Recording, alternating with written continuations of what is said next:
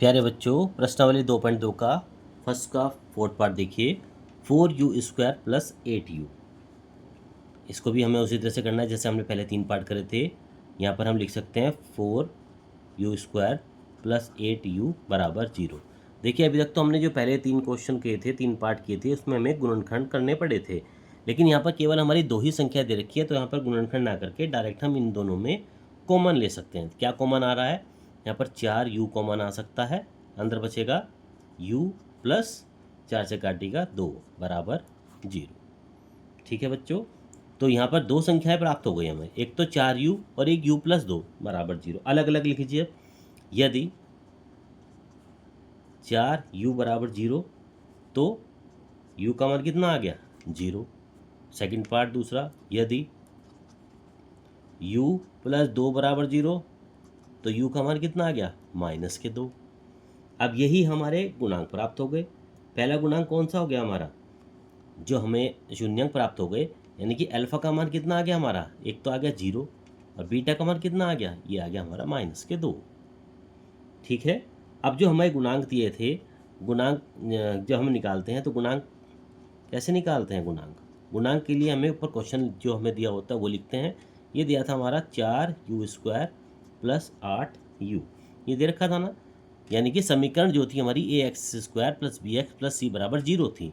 यहाँ पर हमें a का मान क्या पता है? a का मान तो पता है हमें 4 है। यहाँ पे a का मान कितना है? 4। b का मान कितना पता है? 8 है। लेकिन c का मान नहीं दे रखा, तो लेकिन c का मान हम 0 मानेंगे। तो a का मान 4, b का मान 8 और c का मान 0। अब हमें सत्यता की जांच करनी है, तो उस तरह से लिखते हैं जैसे हमने पहले 4 पार्ट में लिखा था। शून्यांकों तथा गुणांकों के बीच संबंध की सत्यता की जांच।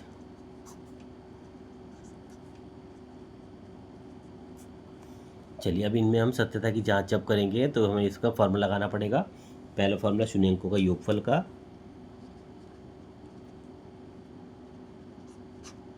शून्यांकों का योगफल। क्या फॉर्मूला था हमारा? Alpha plus beta. ये था हमारा माइनस का b/a। अल्फा का मान 0 और बीटा का मान -2, तो जाता है 0 प्लस -2 बराबर माइनस का b का मान 8 और a का मान 4। तो यहाँ कितना बचा? -2। और यहाँ भी कितना बचता है? यहाँ भी बचता है हमारा -2। 4 से 8 काटेंगे, -2 ही बचेगा। ठीक है बच्चों, left hand side right hand side के बराबर आ जाती है योगफल में। अब क्या निकालेंगे? गुणनफल। तो शून्यांकों का गुणनफल, ये फॉर्मूला था हमारा अल्फा बीटा का c/a। अल्फा का मान 0, बीटा का मान -2, c का मान कितना है? 0 है और a का मान कितना है? a का मान हमारा 4 है। दिया था हमारा a का मान 4, c का मान 0।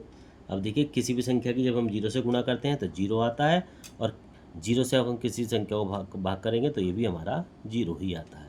तो left hand side right hand side के बराबर आ जाती है। तो यहाँ पर हम लिखेंगे दोनों स्थितियों में